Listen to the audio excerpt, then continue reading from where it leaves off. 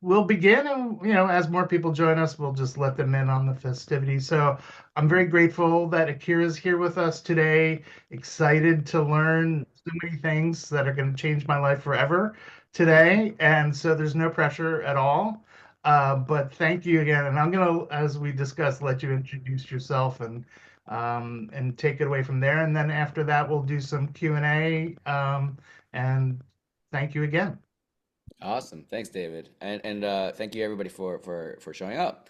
My name is Akira. Real quick introduction, just so you know, as we talk a little bit about narratives and storytelling, how I got to here a little bit. So, um, I work in narrative strategy. I've been doing that for a while.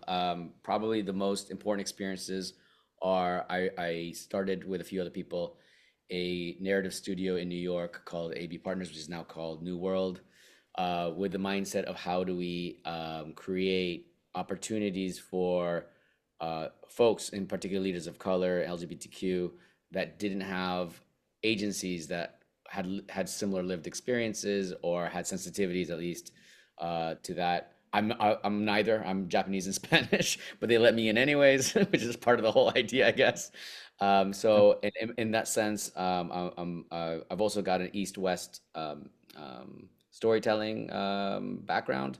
So how watching, for example, COVID happen in Spain, well, my home country, where no one followed the rules, Japan, where everyone followed the rules, to living in New York City, where next to Central Park, which was when helicopters riding over, it was very interesting to see the story of how we experienced a pandemic in different places. And I've always kept that in mind in thinking about storytelling and regional storytelling in particular, as well as what are the global um, human stories that pierce through everywhere.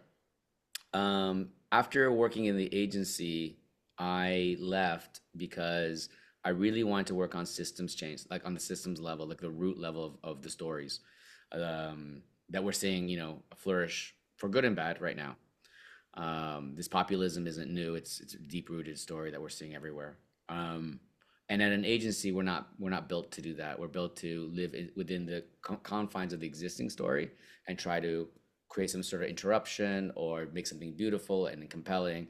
But it's not. We can't spend 8 years dedicated or whatever long it takes to do the systems work, which is why I moved into doing that work, which is the work I do now, and it's the work I'm happy to share a bit more about right now. There's a lot of projects in the air. One of the things that I worked on last year was helping produce a podcast series on capitalism, off a very popular podcast called Seen on Radio that some of you might have seen. And podcast itself is called Capitalism with John Buen and Ellen McGirt. We helped produce that podcast uh, because we thought John had done such a wonderful job of helping us across multiple issues. The most famous of his is called Seeing White, where he tracks back to the history of American history and how racism and transformed, allowed, carried through in the history of the U.S. And then we wanted to do something similar with capitalism, which how did it form? How did it change? What were the levers that changed it to this present moment? What does that mean for our present moment? And what are the ways we can think about it as we think about shifting our economy to new places? It was an important piece of work because it's helped start a bunch of conversations with business leaders, with academics, with journalists, thinking about the economy is not a static thing. It is a built by humans, changed by humans, allowed by humans, whatever it is, and it affects humans and the planet. So that was one important journey to do, and the other one is it's something that it's emblematic of the kind of work that I do, which is find ways to build stories that help shift mindsets that might be very rigid to thinking a certain way. And the argument has been either the economy is awful, capitalism is awful, we just throw it out, or it's the best system we've ever had, and we need the conversation about it. We need to be able to open ourselves up to having a conversation, and because we can't move in a niche movement over here, it's got to be a bigger tent. of people who are willing to do that. On the same front, another example of a project just that I'm working on right now that I'm very excited about is with a coalition of folks with the Beloved Economy narrative collaboration. We are launching a year and a half, almost 2 year project now, which will be studying how and why um, inclusive economy, whatever you want to call it, policies, ideas, projects seem very popular, but still live in the margins of our society. And so we're doing a big scan of folks who, and like people who are on this call, who are working on that in different ways to try to understand what are the narratives that are working, what are the narratives that aren't working, what is the difference in the language that's being used, and why are those choices being made, to have an analysis base so we can actually practice something new, which we will invite folks into, including folks here. David, I think you're on my list to interview at some point as well already. Um, and and think about how people how people see the community and whether or not they feel like they're in a movement or how they would define the community that they're in, and help bring some analysis and some examples of how we can push forward a set of new ideas, and do at least a first run campaign behind that. And that's, I think, where I fit in probably the most, having been the one with agency experience. Oftentimes when we're doing this work, we're over reliant on someone who's an agency person who's outside. That used to be me, and now I think I'm trying to bring that into the field building work, along with just bringing in the as we do the examples of this, really bringing in culture shifters, and not the, and this is no offense to the communication assistant somewhere, but oftentimes that person is tasked with an incredible job of developing a regional campaign, and they have zero experience around doing that and zero background in doing that well. So sometimes we can say it's the cost or whatever. This is one of the reasons to do this, is that we're trying to build the field power, narrative power that we can all rely on and use and interconnect. So I said it was going to be a short introduction. I went over long. I just want to give you a little background on that. And the reason I really wanted to do this and talking to David, it's this is a two-way conversation for sure. I sorry, that's New York City. I they're always after me. Uh, so it felt the first time I moved here. They felt like they were right at my door. I really want to know what the issues are in different places. I want to know what projects people are working on. As I just mentioned, the it's so relevant to the project I'm working on right now, and I really am wanting to understand better the community that you guys are all in. And so that's what I'm going to get out of the conversation. By some miracle, you're going to get something out of asking me questions, and telling me a little bit about what you're worried about or working on. So that's why I said, David, let's call this office hours. And so I want to get to know you. I want you to hopefully get to know me a little bit, and let's have a chat. So that's where I wanted to leave it fairly open ended. I'm really curious, in particular, of what has been either exciting or difficult about shifting a narrative, or even building that capacity within where you are working. And if you have questions, let's roll with it. Awesome. Thank you so much. So just again, happy for people to discuss their projects. Just try and keep it to a reasonable amount of time and allow me to play facilitator a little bit if we need to manage so that more people get to go. But whether you've got a question or you've got like sort of a case study, like was just requested, please let me know. Just either raise your physical hand or your virtual hand, or spin around 3 times and say some magic words. So who would like to go first? Of course, if everyone's shy today, I could start out, but I didn't think anyone here was shy. All right, Carrie, good to see you. Hi, great to see you. Thank you so much for hosting this conversation. I am thrilled to meet you, Akira. I think actually Imperative 21 grew out of some work that I did in collaboration with Jay and several others on truth and reconciliation starting in 2015. Um, and David will know this from Regeneration Pollination, and David Green knows this too. Um, One thing that I'm working on here in LA is trying to uh, invite a new narrative after the post-fire, in the context of the post-fire reconstruction, Mm. in service to our bioregional regeneration.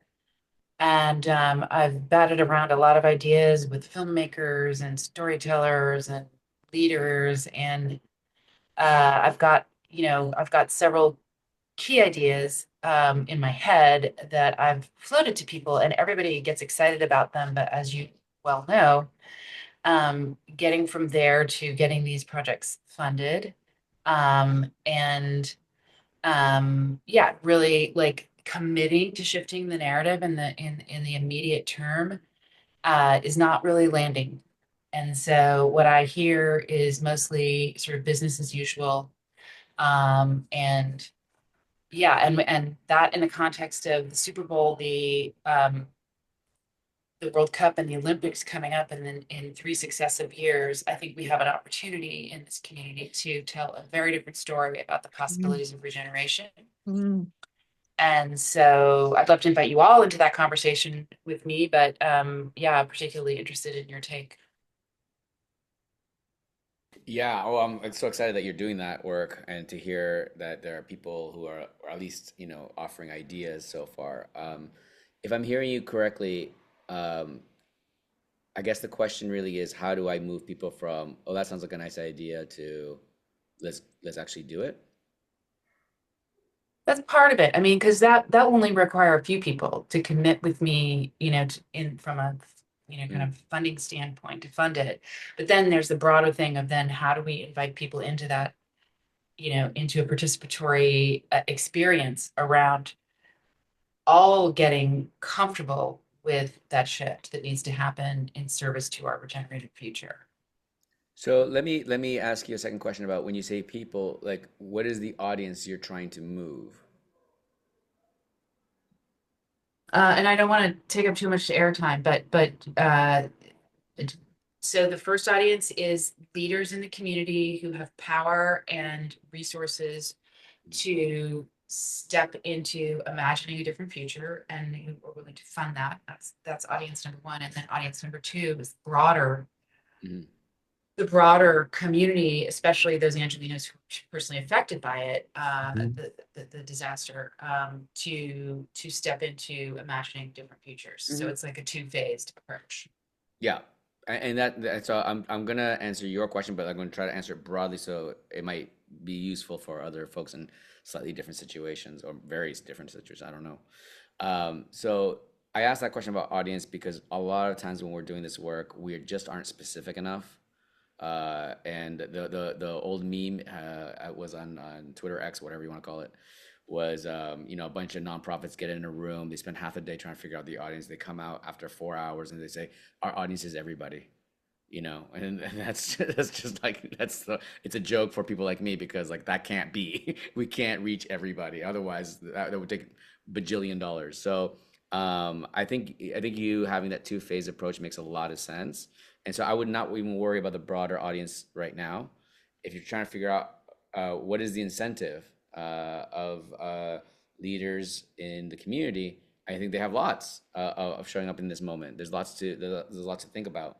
I would also think about businesses being part of that care, to be part of the group that is helping you fund this as well, right from the get-go. So what I would say usually is two things I find to be true, not always, but generally speaking. One is people try to do a policy change or a movement thing, and then they tack on the storytelling after. It doesn't really work well that way if it's not really embedded right from the beginning. The other thing is true is if you want Mm. people committed across a range of activity, including being part of the storytelling or part of the funding or part of reaching the broader audience, the earliest you can identify those people to be part of that group and bring even a small subset, you might need, let's just say you need 15, but find the first five and start from there, and make sure and that five will carry you to start tasking. When I started the agency, One article that I read that really magnified for me was after 100 days or something. 100 days might be in my head because of the Trump stuff I've been reading everywhere right now. I'm just getting back to the news. Whatever it is, after year one or whatever, an agency, you do absolutely everything. I think I even built furniture in the office. I think I did everything. And after, say, a year or whatever, your job changes. After the second year, your job changes. In other words, you're constantly dropping things and picking new things up because it's an evolution. And doing this kind of work is the same thing. At the beginning, you will be doing absolutely almost everything, probably building the furniture too. And you're finding those first five people who are probably going to do everything. And then those five are going to find the next five, right? You start tasking things out. You don't hold you hold the meaning of why we're together. You don't hold the work completely there. Otherwise, it doesn't grow, right? It's like how one tree. Is this true? Every time I talk about nature, I really make myself look like an idiot. But I think that when they have those things that protect trees, it supports that one is next to the next, and they kind of help each other grow. But they're not literally doing the work. So I think that part of it is thinking about that and reducing. If you think you need those leaders, how could they be helping you fund? How could they be helping you? Who are they that need to be involved in this project? And find that first grouping.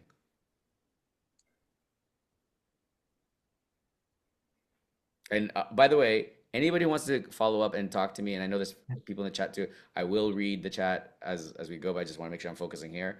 I'm happy to follow up and talk a little bit more in length in specific. So this is a little bit office hours for everybody all at once. So it's I'm going to be kind of general because I think that's good. I'm going to give advice that I think is helpful to all in Okay. general.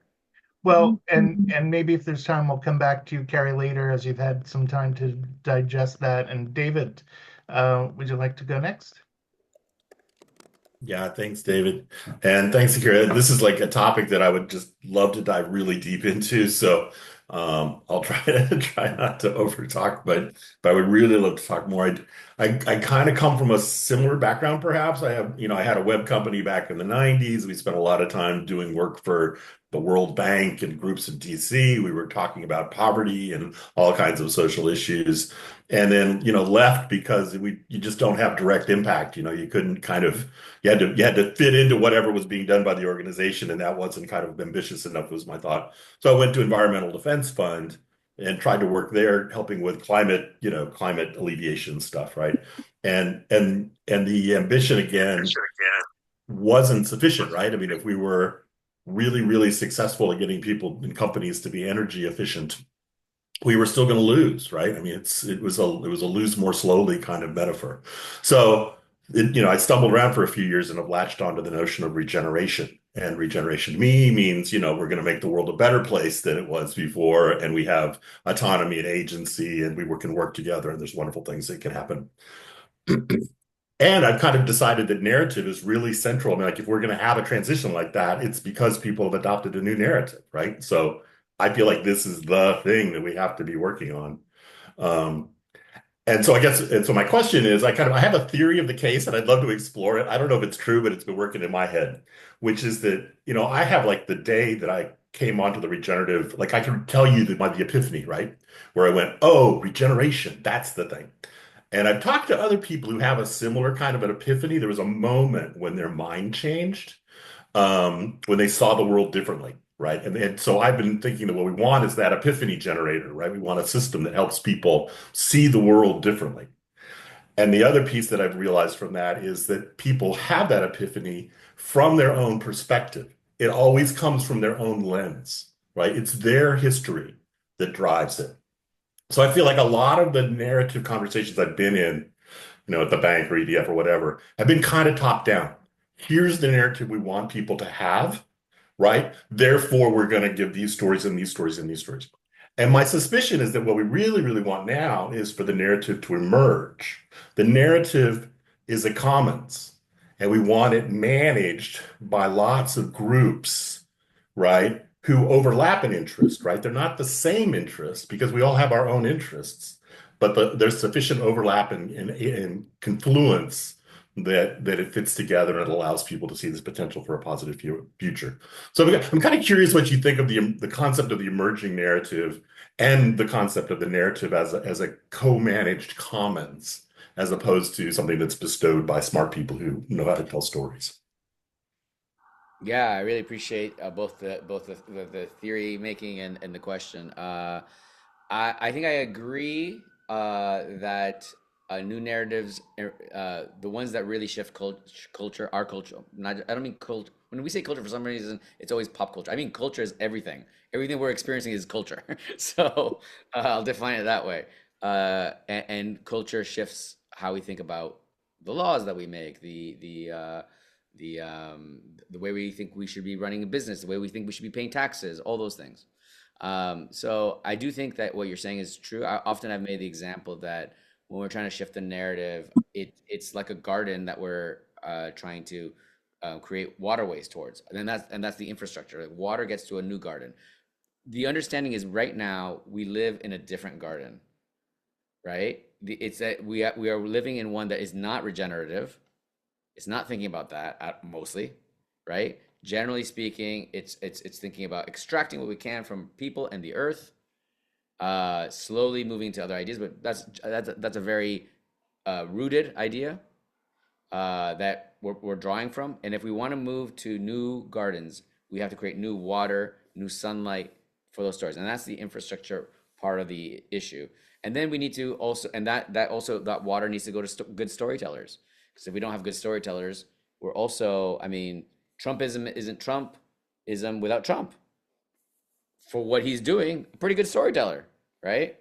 So we also need to like energize those things, and obviously he was energized and funded and all those things. So what I would say is, yes, it's not a top-down story. It's not Akira being hired by somebody and say, "Hey guys, I got the story for you all," and all you have to do is read off my script and my music sheet. That would be nice, but not it's not real, and especially for the kind of story that we want to tell, it's not going to work because we wanted to have a story where people can have autonomy to express themselves, to have a different version of the idea and be able to be in debate. We have to be very comfortable with debate. And what's been really sad for me to watch is how uncomfortable we've become in that debate, which is one reason we did that podcast, was to open up that stuff. I have lots of conservative friends, lots of them. I lived in Canada for a while. People were bemoaning what just happened, and it's okay. We're still friends. I understand why they, but I need to understand them. I need to be in conversation with them, and I'm still going to be friends with them, you know. And sometimes we got to pump the brakes, on that conversation. But that's what I'm saying is like the story is not about everybody being on the same thing. Is it what you were just saying? The emerging narrative comes from a lot of different places.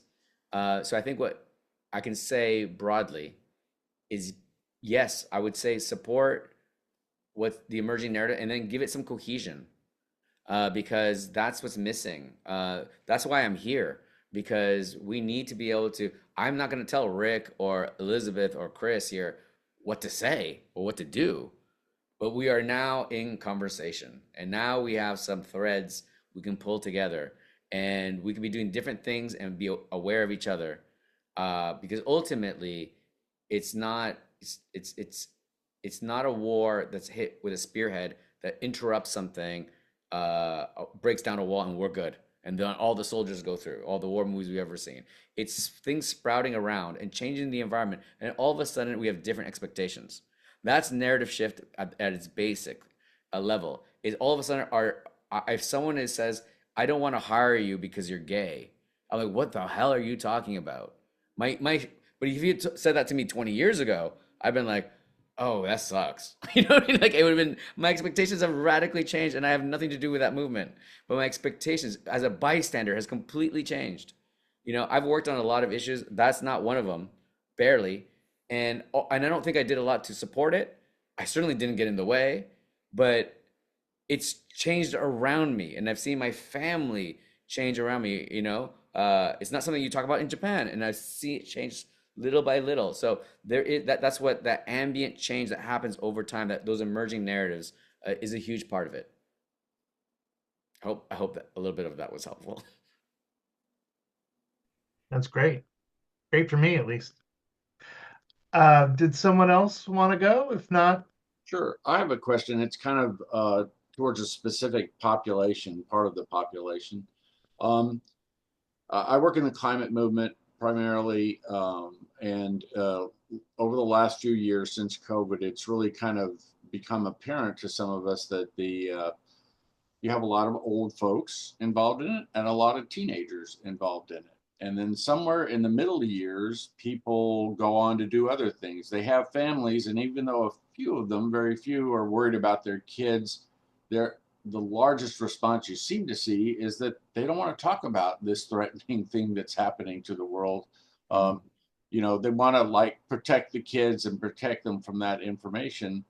And also they're busy with their lives, they have jobs, whatever, but so do, old folks. So it's interesting how to reach a particular part of the populace, specifically that demographic that's in the middle child rearing ages. Yeah, any insights you have? It's great. Yeah. So the thing is that, none of us are teenagers anymore, I don't think.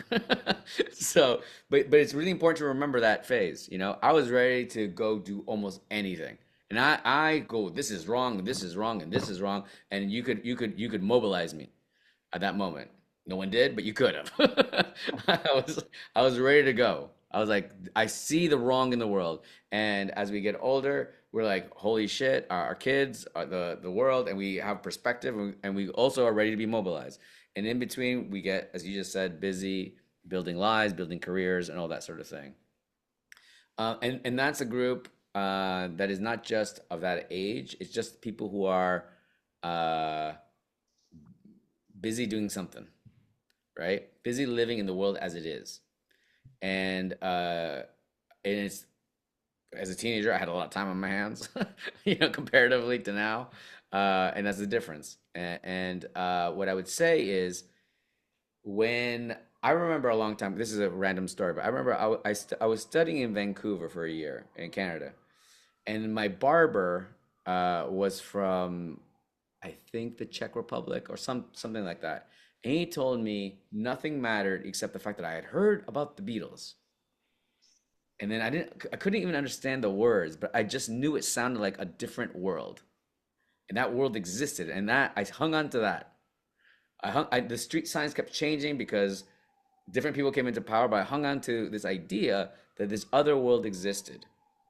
And when I thought about that way later in life, when the Berlin Wall fell, and we start seeing what the American propaganda looks like, or the Western propaganda, generally speaking. And it's not be afraid of the Soviet Union. It wasn't be afraid of communism. It was, let me sell you a new idea. It was you could be part of this. Look at what democracy, look at what capitalism can be. And what we need to do for that group that you're just talking about, what we don't do is, what's the idea? What's the dream? Because it's not, it doesn't have to be Pollyannish, but it can't be, oh my God, if we don't stop, like so much narrative study that's been done, you'd think it'd be normal. You'd think we'd be rational. We're not. We're not rational. People go to the doctor's hospital and they say, if you keep smoking, you have 3 years to live. Most people keep smoking. So this narrative idea of pushing, saying, hey, if we don't do this will happen. It doesn't move people. But if you can tell a story of saying, man, if you didn't smoke, you might your child just had a grandchild. You could be playing baseball. You could be this kind of person. You could be the person who nothing stops you, Like cigarettes don't control you. You can start telling a different story. And that's where we have to focus a lot more of our energy, and it takes more work. It's not immediate, it's not linear. Getting people in a new story when they don't even understand the story that they're in, you know, is really, really hard. So the first step, though, is investing in telling a new story. Thanks. You're very welcome. I've got a lot more thinking to do on that. Um, David, I'm going to let Elizabeth go first if she's willing to say what she put in the chat. So, Oh, sure. I was just going about the two things that have emerged for me this last couple weeks has been, how fearful and this dog eat dog mentality of, we've got to dominate every other nation on earth or, we're going to get eaten, versus this more trusting partnership view of life.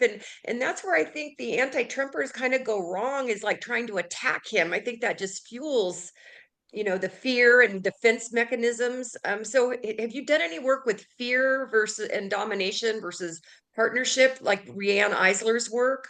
Hmm. Two things here. One, by the way, great question. The first one is it's not that fear doesn't work. I've just been paying attention to this Canadian election, as I mentioned. Fear worked. The Canadians are like, we do not want to be the 51st state. That felt tangible and real. We do not want these tariffs. We've gone through every freaking war with you guys. We've been your biggest like business partner. They're like, I was just in Canada just watching the shelves be with all American things off. I've never seen Canadian. I'm not Canadian. I've never seen them so mad and so upset. And they elected this guy. Like this is the guy who can protect us the best. Very clear. Fear in that situation did work. However, it's like the long arc of it is there's certain values that we have to choose and we have to own. So I was beside myself, for example, in America when freedom became a right-wing thing. Why? It's an American thing. It's an American.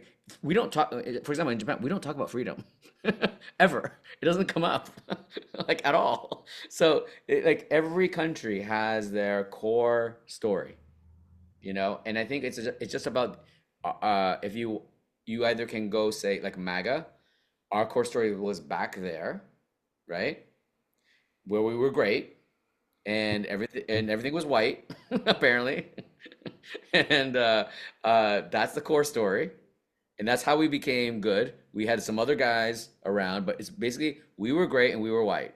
Mhm. That's basically it, right? And it's powerful because a lot of people are like, yeah, that makes sense. It goes down to and what when we used to be free from government intervention. It goes all the way back to the not the Civil War, the War of Independence. Sorry, wrong one. War of Independence. And yeah, and there's a core story that they lean on. And what I'm trying to say is we have to lean into our core story too. That this is our America that we built, and guess who built it? It wasn't just a subset. It was all of it, but it wasn't not them either. It was us together, right? It was us together. And now we're ready to evolve it because that's what we do best in this country. We evolve it. That's why and you can lean into the number one stuff. It's no problem. We can lead. We have led. We should keep that position. And we got to here because of this. And now here's what the next evolution looks like, right? So I would say fear in this moment isn't tangible because I think that's why the Democrats lost. They leaned on the Canadian idea of like, oh, we're going to save democracy. And like, you guys, Yeah, yeah. first of all, you have one of the worst brands on the planet right now. And so it's probably not you guys. And even if we're afraid of losing democracy in this moment, sorry, this is an honest office hours. Even if we're not, sorry. Even if we thought we were losing democracy, we wouldn't trust it with you because you seem pretty corrupt to us. Mhm, It mhm. was just a weird position to take, as opposed to what I think would have been much better is a very like honest appraisal, Mhm. centrist appraisal of saying normal is great, and which was what Waltz I think was kind of pushing for. Mhm. So, anyways, long story short, or short story long at this point, I think what we need to do is define what I was just telling David before, create make this a part of the American story, especially I think everyone here works in the US, but if people are listening in other places, wherever you are, as I was just mentioning a Japanese story, tell a story of the place that you're in and make sure it looks like an evolution of that. And there's going to be people who want to sign up for that. That's exciting. Mhm. That's why people like are excited about tech out of nowhere, of whatever it is, or Bitcoin or whatever. Some of the ideas are great, some of the ideas are stupid, but they like it because it feels like the next thing. Make your idea feel like the next thing. That's really, really important. And rarely do we do that. Mhm. Thank you so much. That's super helpful. I'm glad. David, would you you've changed your Yeah, I name was. too. Now you're David. I'm sorry, David. I missed that. Oh, go ahead. I was going to ask about. I was going to try to do another theory question. I hope it's not too annoying, but but sorry, I'm getting excited. But so in the way I've been trying to think about this stuff, in some sense, narrative is made up of stories in some sense, right? So it's the weaving of the stories that creates the narrative. Again, narrative is internalized personally, so a person experiences it. Um, and I feel like we've conflated narratives and networks too much, and that they're actually two layers. So I've been spending a lot of time doing what I think of as network building, kind of within a realm, I believe, but it's like just connecting people and hoping that they start to express themselves and work together and stuff like that. But but that network, I believe, lays underneath the narrative. And in some, I don't know what the image is, but you can like look through the narrative and you can see chunks of people. So you can look through the narrative and you can see the climate change people. And you can look through the narrative and you can see the people who want to do conservation. And you can look through the narrative and you can see the people who are worried about social justice, right? Now they're all connected, and we want them all connected into the network because we want these groups to be reinforcing each other and supporting each other, but they're kind of in different, they're not like one big story. They actually have their own parts of the narrative that they're sharing. I don't know. Is that a useful version of what's going on here? Yeah, I actually And I guess it implies two things. We're doing two things. We're doing network building. We're doing narrative building. They're not exactly the same. yeah, no, they're certainly not. What I would say is that this is a good moment to actually define a little bit the difference. The narrative is the how we understand the world, and how we see ourselves in it, how we behave in it. That's the narrative. Stories are an expression of the narrative, right? That's the difference, right? If I believe that I am um, one that my value is the value I bring to my community versus I am my value, and I am one of one, and I'm here to, and I come from a scarcity idea of like, if I'm gonna get mine, right, which is very common in America right now. Mhm. And the story I might tell will be one of scarcity, one of dominion over other things and places, right? I need to own stuff. I need to dominate my market. Those are stories I tell because that's how I understand where I am in the world and how I see myself in the world, right? They fall like rain droplets, the stories from an overall narrative, right? And what we want to do is shift that narrative. So what if instead of scarcity, one, community, abundance, what stories will I start telling? So to your point, I think that the networks are about building uh, like that collective narrative power so that we can do a lot of, it's like putting a lot of clouds together, and the rain will be different in Washington State where Lindsay is different from the East Coast nighttime rain that we get over here, but it's still rain from the same kind of cloud, you know. I'm not sure that's actually accurate scientifically, but narratively it works great. Well, I guess so just to add on to one bit there, that it feels to me like the role of the network as opposed to the narrative, the network allows flow. So the network allows money and ideas to flow, to Yeah. talent to flow, right? Enthusiasm, things like that. So with the narrative, the actualization of the narrative requires the flow, but you know the flow is different from the internet allows data to flow. It doesn't decide what you do with the data. The narrative decides what you do with the data, kind of. Yeah, and a lot we can talk a lot more, David, about those networks, like, and like what's inside those networks, and that's also maybe defined sometimes by the narrative, but it also has a lot to do with how the narrative might flow. Well, Hey, Gary? Amanda, uh, how are you? Let's see if we can hear you. Say that again. Can you hear me? Sorry, I'm driving, which is why Okay. I'm, yeah, like not able to show, but really appreciate everything I've heard, Akira. And I just had a question, like around that story. So like, let's say here in Vermont, like whenever we do community visits and ask people like the thing that they love most about where they live, they'll talk about the nature, like the mountains and the rivers or the lakes, like the scenic beauty, and they'll talk about the people. So like people helping each other, knowing each other, like, you know, neighbors helping neighbors when they need support. Like how, but then when it comes to like what's your priority, they're like economic development, right? And there's that sort of like economic supremacy that then the tension arrives around, you know, the notions of how to like conserve or utilize those resources, you know, and do you have an idea of like how could you use that story of the things that people really value to reshape our understanding of like the role of economic development or the relationship between the economy and the things we really value in our space place. Mm-hmm. First of all, Amanda, great to hear from you. You've been on my radar to talk to for a while, so I'm sorry. I'll tell you why in so long. Yeah, but I think it's a great question. I think this is one that it's a complicated question. And what I would say is look at the institutions that need to be present to help people. What's amazing is, by and large, most people, almost everywhere, have really positive values we can draw from. You know, so especially here in America, and especially like a place like Vermont. So, but the thing is, what is my first question would be like, what is the trust level in government in Vermont?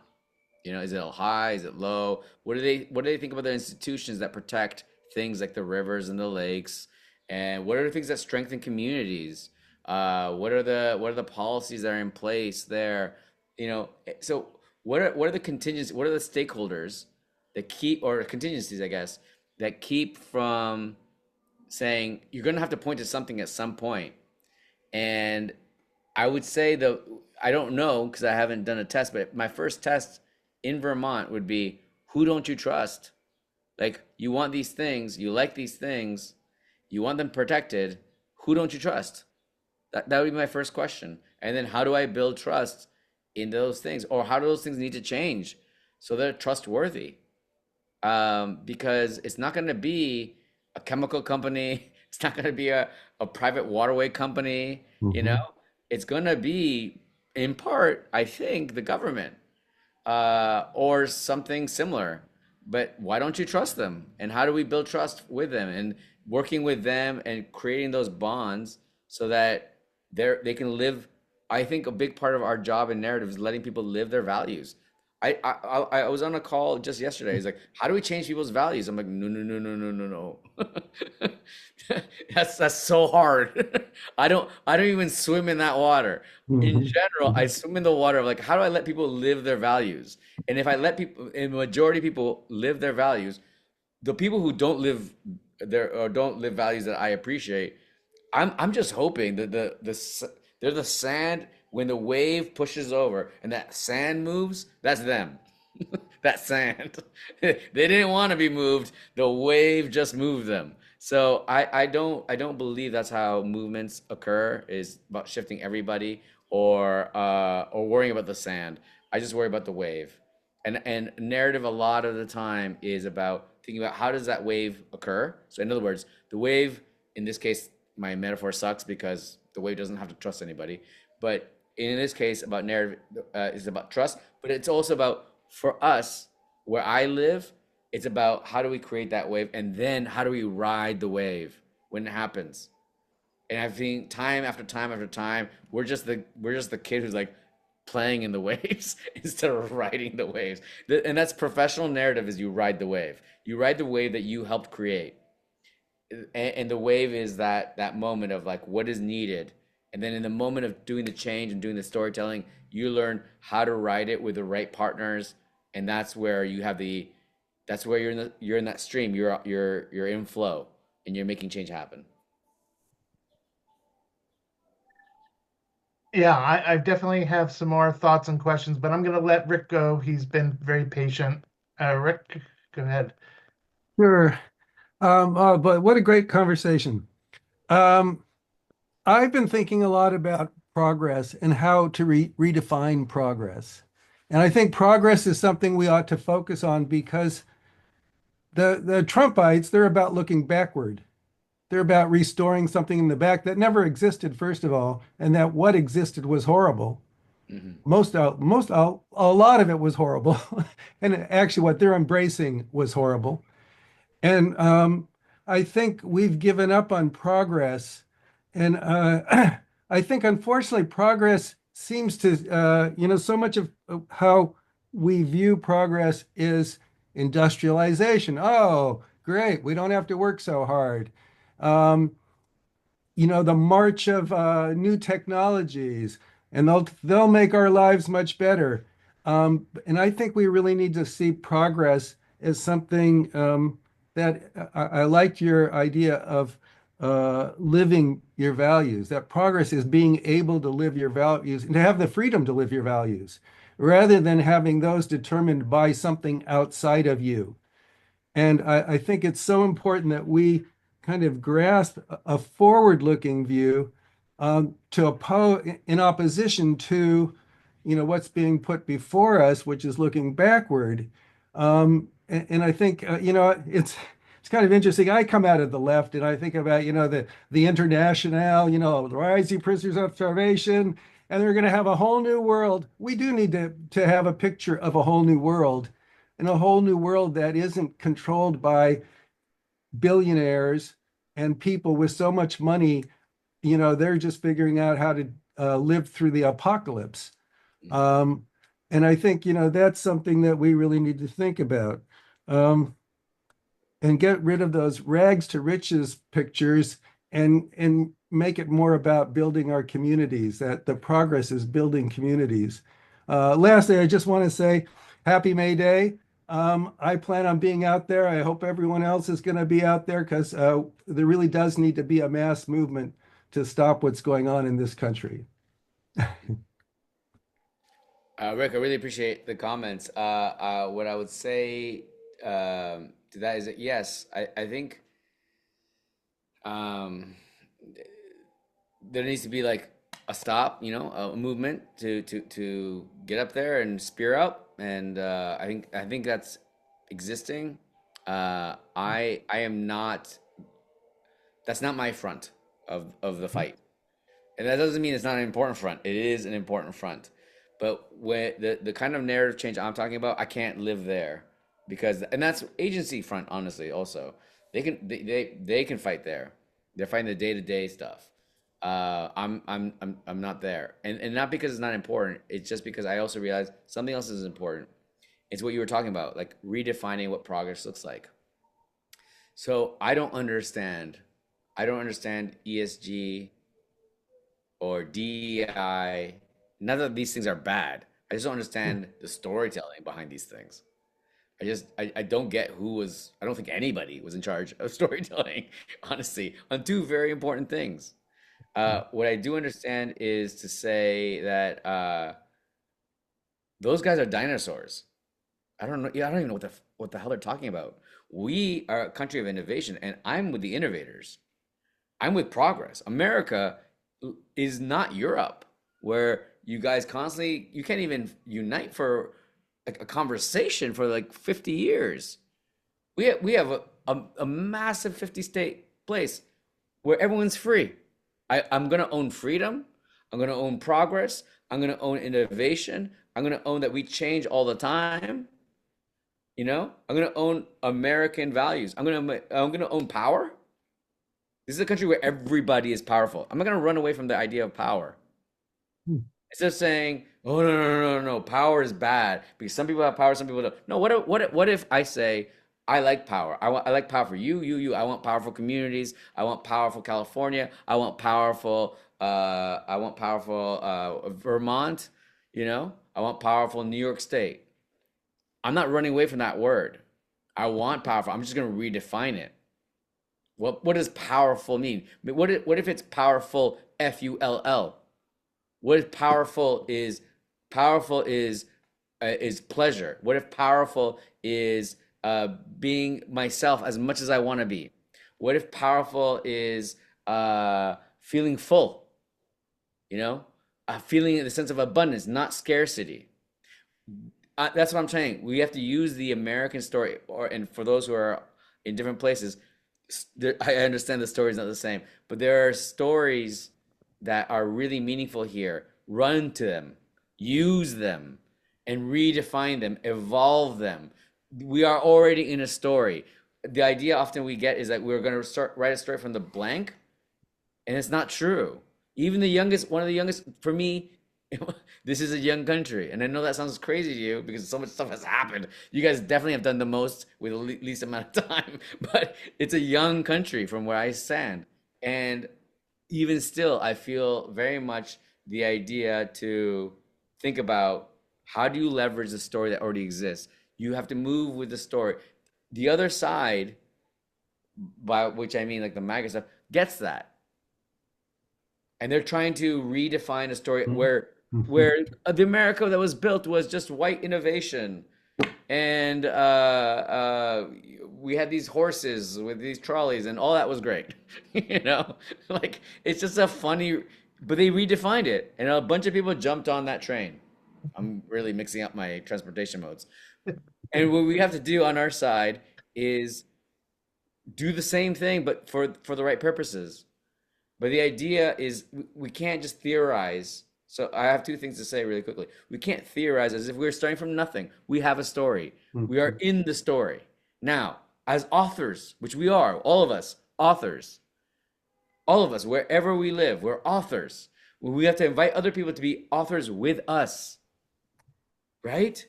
So you can't say the story sucks. The story continues. The story continues, it evolves, and that we choose the direction of if it goes into this way or that way. And if the story sucks, nobody wants to read with you. Nobody wants to write with you. And you're inviting people into a story means you're inviting them to be an author. And that's very important no matter almost where you are. How do you invite people to be authors? And also, you can't invite them from a story that they're not in. They're already in a story. So you got to meet them in the story that they're in, which is an American or European or Asian. And I'm being very broad because no European story is one or no Asian story is one. So my apologies in that sense. But wherever it is, it's localized. It's a California story. It's a Vermont story, Join them in the story.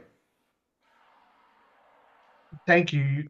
I just added another 20 questions I want to ask, but since we only have time for one more, I'd love to hear more about the Beloved Economy, or pardon me for the correct, but would you describe more what your hope is for that project and how you want to interact with other people in the movement as part of that project? Or, if we just are passive learners or we're participants, like, just love to understand your hope for that project.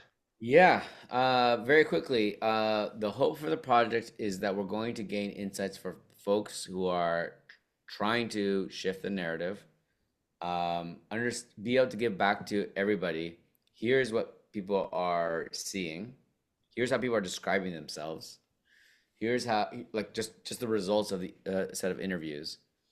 And then from there, be able to create an analysis of kind of what I'm saying, but with more analysis, which would be better. Of we might be able to have an intervention in this particular way. So we're not mapping. I just said my American geography is terrible, but I was trying to say I'm not mapping all of America. I'm mapping maybe from New York up to Maine. I'm just mapping this particular coastline of this particular narrative, and I urge everybody to. One of the best and worst things about our side is a lot of people are very smart, and we try to map a lot of things. And when we actually get to work, we don't know how to like focus a little bit on what our intervention is and where our intervention fits into every other spot. So, what I would say is what we're trying to map is understanding what are the narratives for those who define themselves as working in the inclusive economy area, or either are doing narrative or are not doing narrative. We're studying both. Why aren't you doing narrative? If you're doing narrative, what are your struggles? And from that, we can get a sense of let's do some testing. We're going to do some field testing for everybody. We're going to work through some narratives. We're going to build some content with some amazing artists of all types, all kinds of content. And then we're going to invite people into doing the campaign. So you might be engaged with me through the interview process as David Green, because there's two Davids here. You will be engaged in the interview process, I'm sure, because I just saw the list. And so you'll be engaged there as someone who's like, leading a network like this. And there's going to be a series of questions where you're going to be part of maybe, I think, 100 people or so who are being interviewed. And then we're going to have an analysis. We're going to share back. And this would be a great group for me to come back and say, here's what we learned. And there's going to be another moment where we're going to say, we're about to build this thing that is culture driven, artist driven, based on everything that we just learned. And we're going to invite you to join in ways that I can't imagine right now yet, because I don't know what it's going to look like. But there's going to be multiple moments. Sorry, I was reading the word sessions, moments like that. So there's going to be multiple points of engagement. And then I think, depending on how it works, there's going to be moments for me to help the individual organizations translate that to your organization, or what we learn into what you're doing, which is one reason I was happy to do this, was say, hey, we can have another one, which is like, hey, Elizabeth, how do I help translate what I just learned, what I just shared with you, to what you're doing? And David on regeneration, how does that translate for you? So that's my hope. My hope is that it does all those things. Amazing. Thank you. And since we're about out of time, I just want to do a couple plugs before we all give Akira proper applause. We are doing a whole narrative series this year. We're having individual workshops. One of the people who works with Akira is David Ballard. He's going to be speaking in the next couple months. We also have Jasmine Banks, who's very active in the Solidarity Economy Network and hosts a podcast, does a lot of activism, and a couple other speakers. So please stay tuned on our website or email list for those, but mainly want to thank Akira. Thank you so much. I definitely have to watch this again to double down on my notes and look forward to learning more. There's still so much. This is not an area of strength for me, so I'm really glad to have people like you who know what they're doing. So, all right, let's hear it from him. Oh, thank you. Any last thoughts you'd like to contribute before we wrap up? No, just that I thought the questions were wonderful. Please reach out. David has my contact if you don't already. I think this is the more we do this and we build the muscle, and I don't have all the answers. And Wait, a lot of it, wait, a lot of wait. it's, What? Wait. You told me you had all the answers. oh, I lied. I used to work in an agency. I lied. I lied. But no, thank you so much, and I look forward to seeing all of you again soon. All right. Thank you again.